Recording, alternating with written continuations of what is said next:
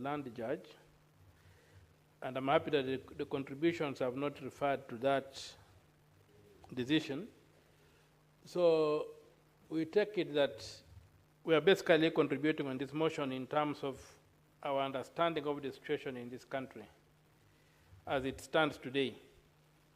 Mr. Speaker, I fully agree that the motion contributes to transparency and accountability and the possibility of other things. But we must realize that we cannot fix a cultural problem using technology. Technology can only enhance an attitude. We have had problems even with the elections, with the Kim's kids and whatever we have had in conclusive elections. So our attitude is what needs to be done, changed. Our culture is what we need to address, and technology cannot fix that. We just heard that the cameras were turned off in the Ojwang case. There have been no consequences to that. It is not a question of cameras. I think it's a question of attitude. And I think what we must look at maybe is the autonomy of the police. How autonomous is our police force? How independent is the police force? And of course, I also want to point out the dangers that Senator Osotsi has raised in terms of privacy issues. We also have got issues whereby this beautiful thing can easily become a white elephant, where we dump a lot of money into it, as happened with the police surveillance cameras, and hardly get any value out of it. I would also want to look at the work environment of the police officer. I've seen police officers walking in torn shoes, tattered uniforms, or weather-beaten uniforms. I assume that person is coming from a home where things are not okay. We have seen police stations. There's one in Mathare, totally unfit for human habitation. It's a police station. So somebody wearing a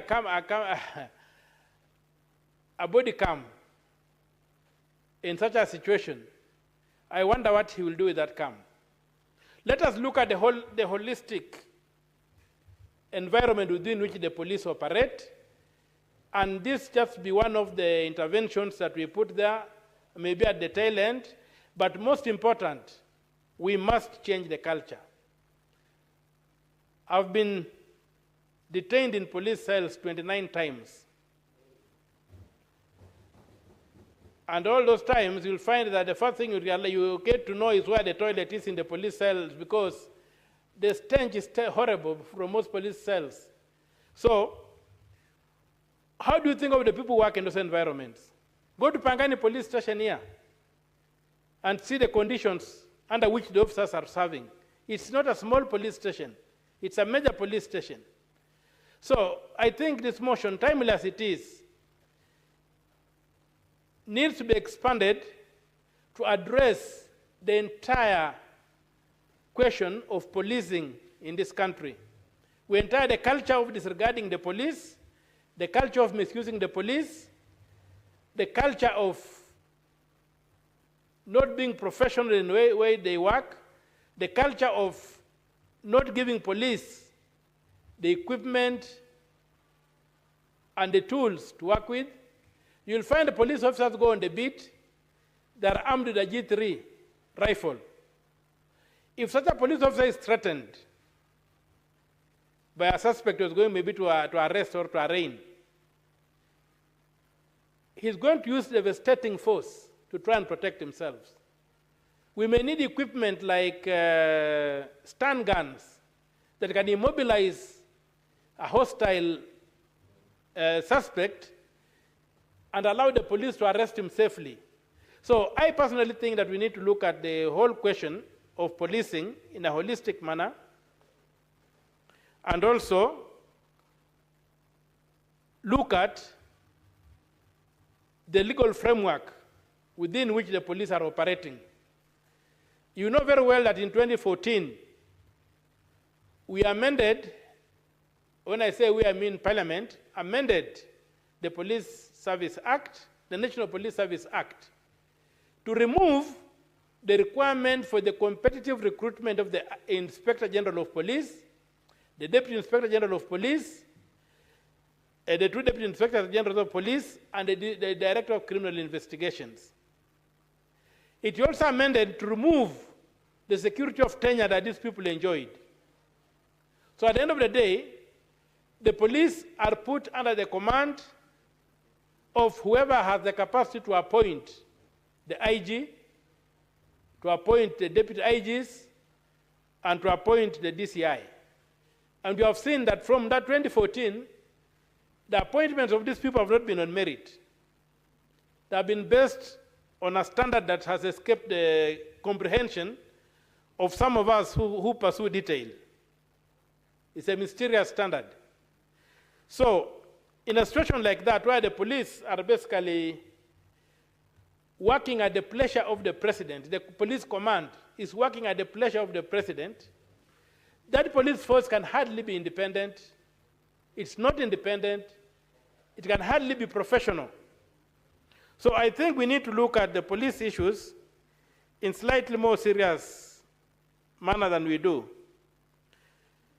Right now, if you go to my county,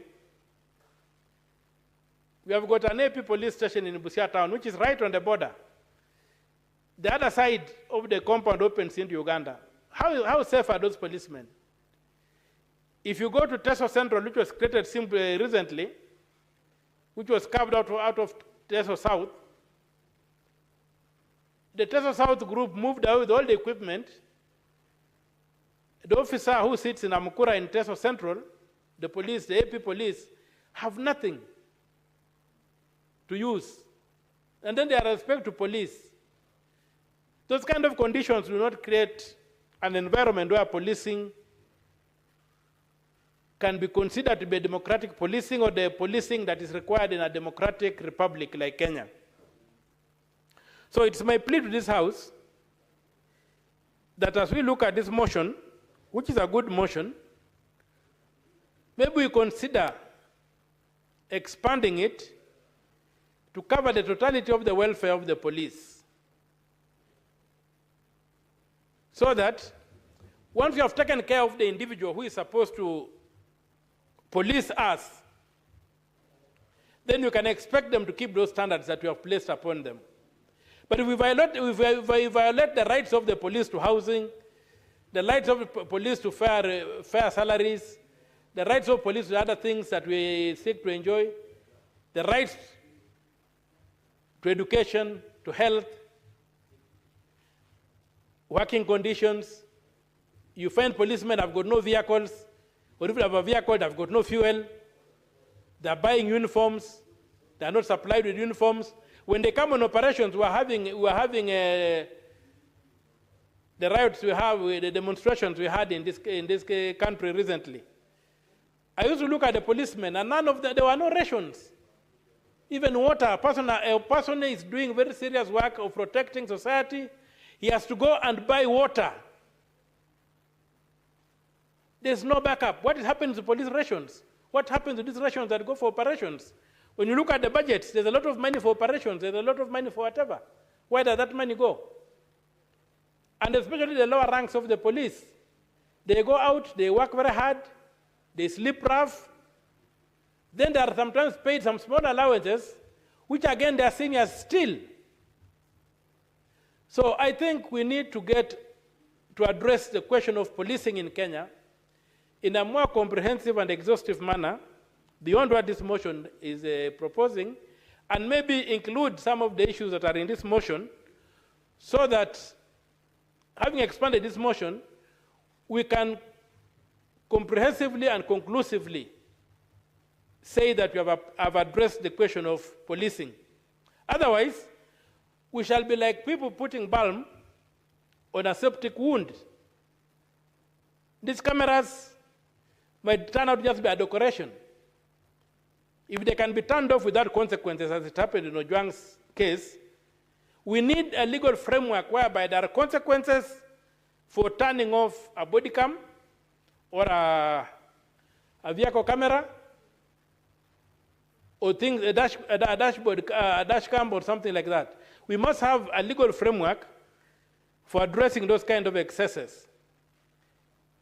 So I would request that, as I support this motion, I would request that maybe the draft of the motion considers expanding it beyond the presentation of a cultural problem as one that can be fixed with technology, to go and address the underlying problems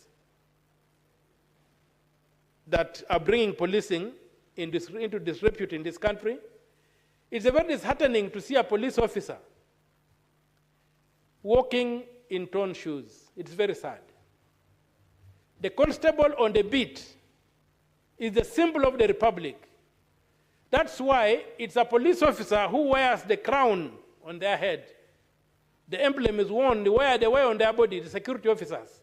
The military people, the police, they wear it on their body. On the president, the emblem is placed on the wall. Even Madam Speaker, the emblem for you is on the wall up there, it's not on your body. It's only a police officer. It's only a security officer, a military officer, who wear those things, because security is a major ingredient of a republic. And so if it's a pillar of the republic, how are we treating our security people? How are we treating our security? We have seen in Boni, wherever they are being killed, they are dying. Hardly do we get accountability. Why people would be in a war zone in a light-skinned vehicle that goes over a landmine and they all die. I have a motion in this house, a petition in this house, where more than 400 police officers who are injured in the course of duty have been assessed and cleared for compensation, have for years not been paid. What is happening? When you come to the question of promotion within the ranks and files, those who don't know anybody never get promoted. Promotions have become a preserve of relatives, friends, and the connected. The force is dying, the force is crying, and it is this house which has the tools and the capacity to save the Kenya Police Service, the administration police, and in general, the entire National Police Service. We are also seeing the incessant fights between the Inspector General of Police and the Commissioner, the Commission, the National Police Service Commission. These are among other things that are, again, undermining policing in this country. We have now seen two court cases have been filed. Why is it not possible for this house to look into these things and make, if the law is having a lacuna, this house should fix the lacuna. We have got Professor Agenda here, very seasoned professor of law. They could help us to fix those kind of lacunas so that we can have the intention of the framers of the Constitution, who came up with the National Police Service to oversight the human resource needs of the police, to do so. We also need to look at the question of a police union. The police in this country must be allowed to form a labor union like policemen across the world have, so that their needs can also be addressed in a formal and structured manner. The idea that the police cannot form a union that they can go to when they are in distress is one of the issues that is contributing to the mental illness many policemen are facing today, the suicides, the murders, the desertions, and the lethargy of the work. And almost today, an average policeman in Kenya is a drunkard. Some are even obese. They're supposed to be soldiers, they're obese. Total disorganization in the force. So we need to bring discipline back, but we need to do it comprehensively and look at the culture of policing in this country. And then once we get the police properly. Senator Majority, what is your point of order? Madam Speaker, I was really enjoying the submissions by my friend Senator Omtata and learning a thing or two until he uttered the words that the average policeman is a drunkard. Mr. Speaker, I think that's an unfair judgment on our officers.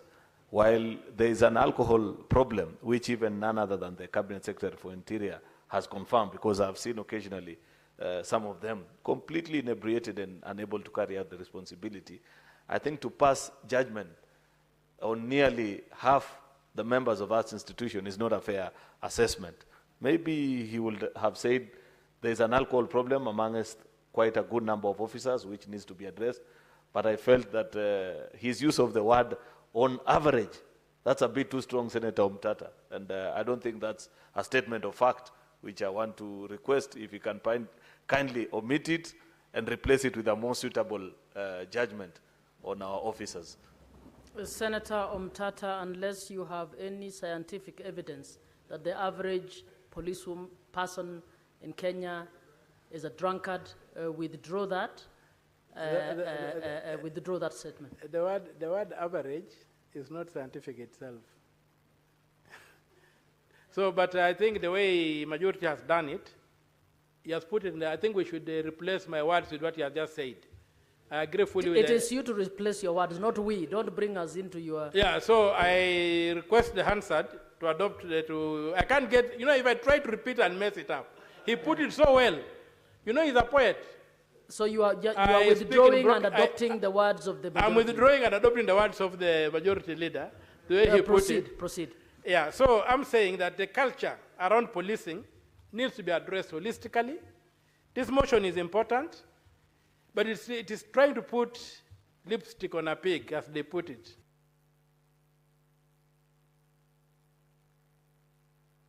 Can you give the senator 1 minute to finalize his lipstick statement? It does not holistically address the problem. So I think that we ask the move of this motion to look at it, and I've had so many good comments that have come from the members, to see if we can expand this motion to be an entry point for this House to try and address the problem of policing in this country and see how we can assist them, and even ensure that the big budgets that we allocate to the police end up doing the work that the police are supposed to do. That's what I will pray, because when you go to, everywhere you go, you find they are saying they have no fuel, they have nothing, they are stuck. But then we allocate a lot of money to the police. Thank you, Madam Speaker. I support the motion with amendments as proposed. Senator Professor Ojenda. Thank you, Madam Speaker. Madam Speaker, I wish to contribute to the motion that has been filed before this House by Senator Nyamu. And Mr. Speaker, to start with, I want to state that the National Police Service is created by Article 243 of the Constitution, and the service defines the mode of hiring of the IG, the 2 deputy IGs, and other officers. Mr. Speaker, it cannot be gainsaid that this country reels from a deficit of police in the service, and I am aware, Mr. Speaker, that perhaps it is time, and I hope that it will resolve, that the intention